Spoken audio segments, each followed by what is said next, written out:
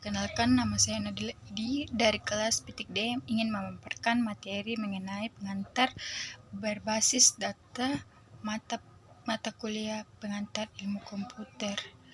Dosen penampu Dr. Mustari Lamada, SPD MT. Pokok pembahasan yang akan dibahas, yang pertama basis data, yang kedua 3 tingkatan arsitektur basis data ANSI atau SPARC, yang ketiga bahasa dalam DBMS, yang keempat modal data, yang kelima fungsi DBMS, yang keenam komponen DBMS, yang ketujuh arsitektur DMBX multiseluler. Yang pertama, basis data. Basis data merupakan sumber informasi yang dapat dipakai bersama. Setiap pemakai membutuhkan pandangan yang berbeda terhadap data yang disimpan di dalam basis data. Tujuan utama dari sistem basis data adalah menyediakan pemakai melalui suatu pandangan abstrak mengenai data, dengan menyembunyikan detail dari bagaimana data disimpan dan dimanipulasikan. Oleh karena itu, titik awal untuk perancangan sebuah basis data haruslah abstrak dan deskripsi umum dari kebutuhan informasi suatu organisasi harus digambarkan dalam basis data. 3 tingkatan arsitektur basis data ANSI SPARC. Ada 3 tingkat dalam arsitektur basis data yang bertujuan membedakan cara pandangan pemakai terhadap basis data dan cara pembuatan basis data secara fisik. 3 tingkatan arsitektur basis data. Yang pertama, tingkatan eksternal atau external level. Tingkat eksternal merupakan cara pandang pemakai terhadap basis data. Pada tingkat ini menggambarkan bagian basis data yang relevan bagi seseorang pemakai tertentu.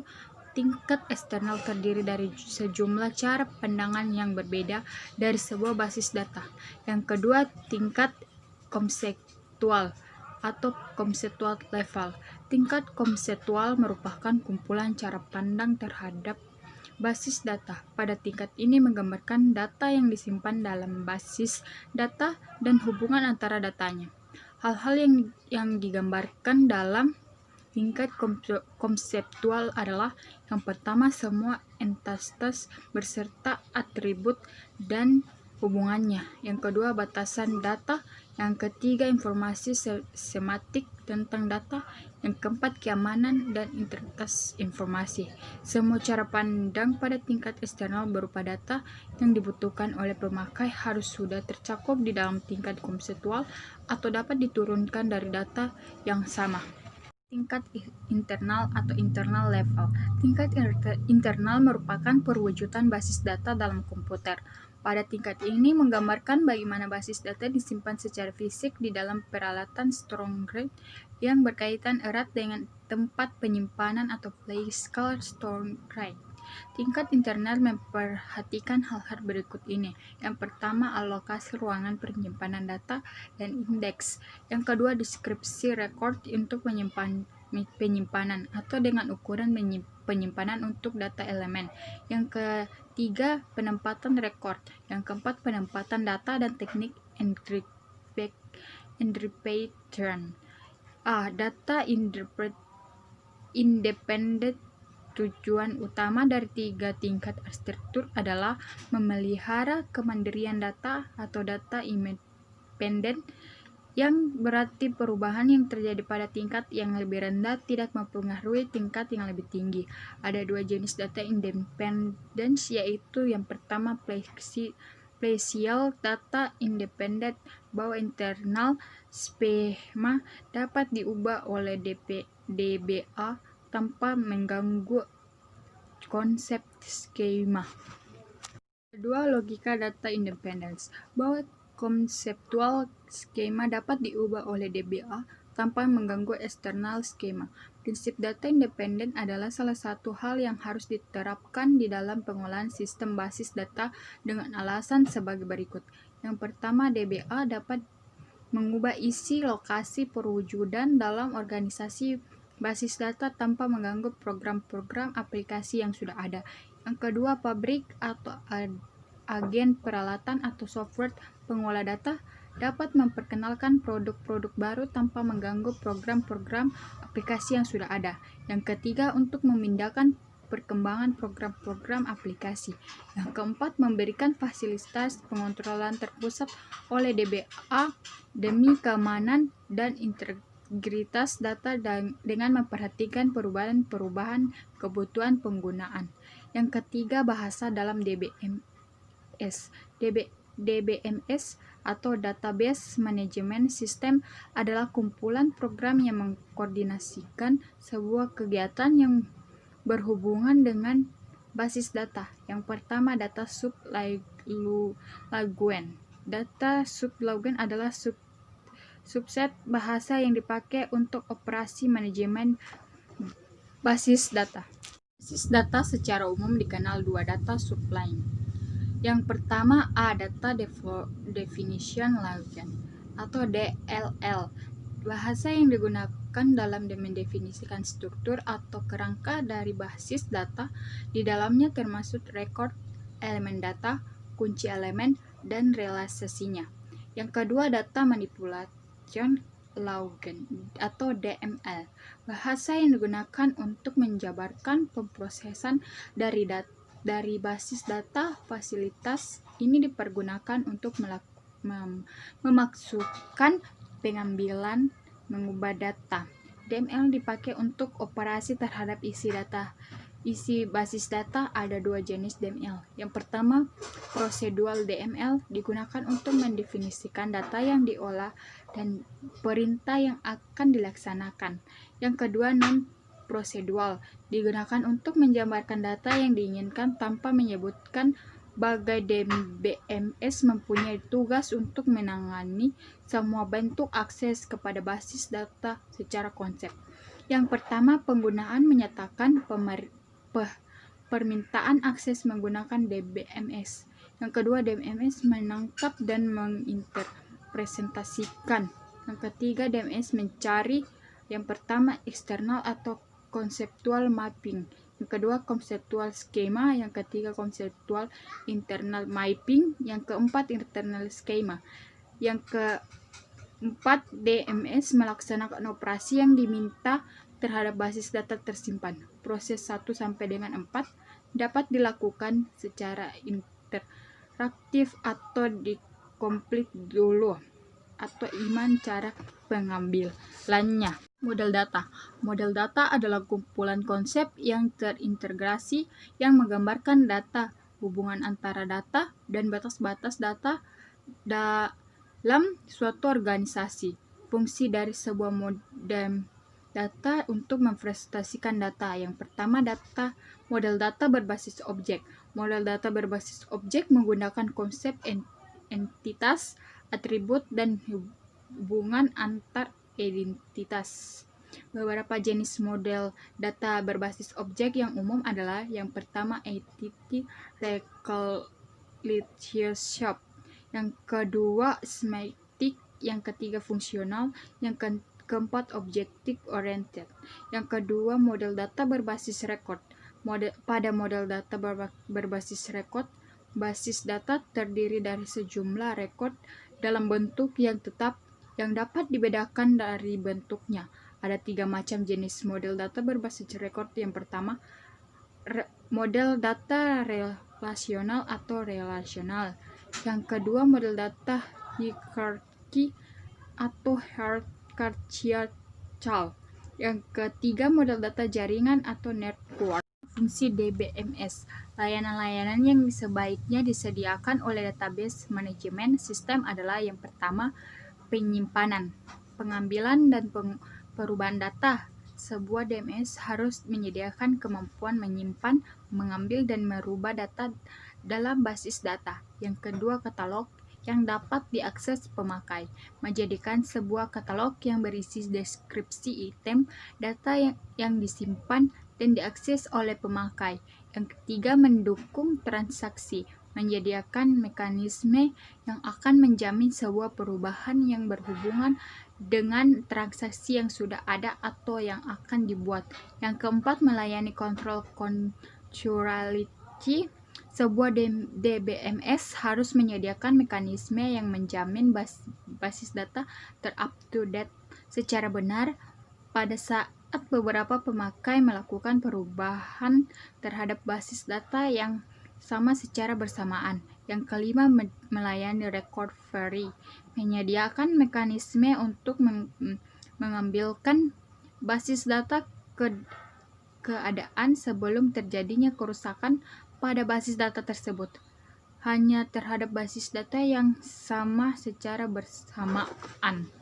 Melayani otorisasi, sebuah DBMS harus menyediakan mekanisme untuk menjamin bahwa hanya pemakainya yang berwenang saja yang dapat mengakses basis data. Yang ketujuh, mendukung komunikasi data. Sebuah DBMS harus mampu terintegrasi dengan software komunikasi. Yang kedelapan, melayani integriti.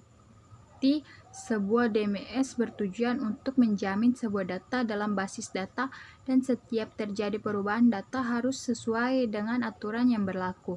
Yang kesembilan, melayani data independence. Sebuah DBMS harus mencakup fasilitas untuk mendukung kemandirian program dari struktur basis data yang sesungguhnya.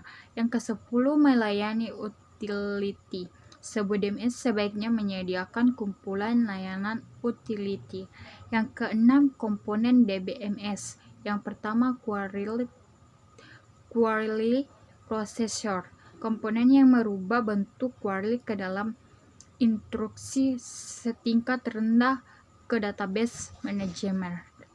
Kedua, database manager. Database manager menerima query dan menguji skema internal dan konseptual untuk menentukan apakah rekod-rekod dibutuhkan untuk memenuhi permintaan. Yang ketiga, file manager, manipulasi penyimpanan file dan mengatur alokasi ruangan penyimpanan pada disk. Yang keempat, DML preprocessor, modul yang merubah perintah DML embedded ke dalam program aplikasi dalam bentuk fungsi-fungsi yang mengambil dalam host launcher.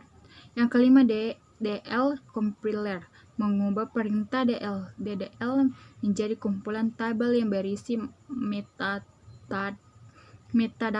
Yang keenam, dictionary manager, mengatur akses dan memelihara data dictionary. Data dictionary diakses oleh komponen DBMS yang lain. Software utama database manager adalah yang pertama, audit horizontal control, modul yang memeriksa apakah pemakai mempunyai wewenang untuk menyelesaikan operasi.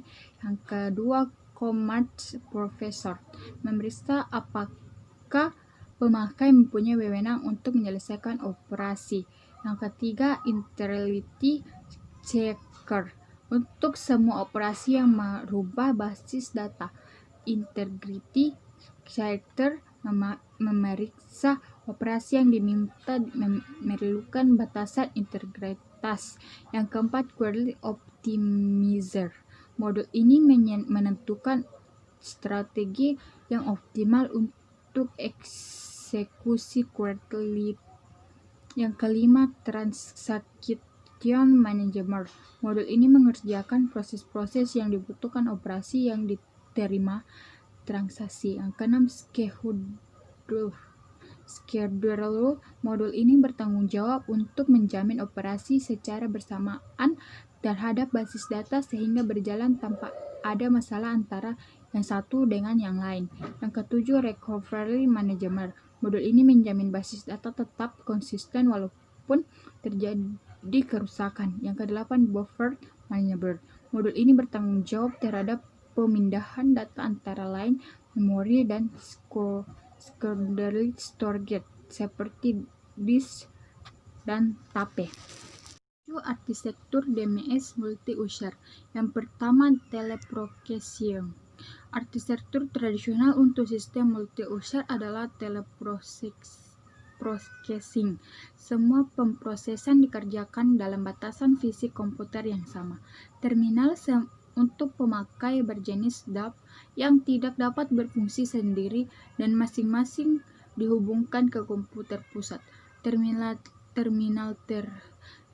tersebut mengirimkan pesan melalui sistem pengontrol komunikasi pada sistem operasi ke program aplikasi yang bergantian menggunakan layanan DBMS. Yang kedua, file server. File server mengendalikan file yang diperlukan oleh aplikasi dan DBMS. Meskipun aplikasi dan DBMS dijalankan pada masing-masing workstation, tetapi tetap kerugian arsitektur file server adalah: yang pertama, terdapat lalu lintas jaringan yang besar. Yang kedua, masing-masing workstation membutuhkan kopi DBMS. Yang ketiga, kontrol terhadap concurrency, reference, dan integrity menjadi lebih kompleks karena jumlah DBMS mengisi file secara bersamaan. Yang ketiga, client servers. Client servers menunjukkan cara komponen server berinteraksi dalam bentuk sistem. Sesuai dengan namanya, ada sebuah proses client yang membutuhkan sumber dari sebuah server yang menyediakan sumbernya. Tidak ada kebutuhan client dan servers yang harus diletakkan pada mesin yang sama. Secara ringkas, umumnya servers diletakkan pada satu sisi dan dalam LAN dan klien pada sisi yang lain. Ini melibatkan pemeriksaan autorisasi, jaminan integrasi, pemeliharaan data dictionary, dan mengerjakan query serta proses up-to-date. Selain itu juga menyediakan kontrol terhadap concurrency dan recovery. Ada beberapa keuntungan jenis arsitektur ini adalah: yang pertama, memungkinkan akses basis data yang besar. Yang kedua, menaikkan kinerja. Yang ketiga, jika client dan servers diletakkan pada komputer yang berbeda, kemudian CPU yang berbeda dapat memproses aplikasi secara paralel. Hal ini mempermudah merubah mesin servers jika hanya memproses basis data. Yang keempat, biaya untuk hardware dapat dikurangi. Yang kelima, hanya servers yang membutuhkan storage dan kekuatan proses yang cukup untuk menyimpan dan mengatur basis data. Yang kelima, biaya komunikasi berkurang. Yang keenam, aplikasi menyediakan bagian operasi pada klien dan mengirimkan hanya bagian yang dibutuhkan untuk akses basis data melewati jaringan, menghasilkan data yang sedikit yang akan dikirim melewati jaringan. Yang ke-7, meningkatkan kekonsistenan. Yang ke-8, server dapat menangani pemeriksaan integrity sehingga batasan perlu didefinisikan dan validasi hanya di satu tempat. Aplikasi program mengerjakan pemeriksaan sendiri. Yang ke-9, map ke arsitektur open system dengan sangat alami. Data dictionary. Data dictionary adalah tempat penyimpanan informasi yang menggambarkan data dalam basis data. Data dictionary biasa disebut juga dengan metadata atau data mengenai data. Untuk mengerjakan pemeriksaan tersebut, data dictionary menyimpan: yang pertama, nama-nama pemakai yang mempunyai wewenang untuk menggunakan DBMS. Yang kedua, nama-nama data item yang ada dalam basis data.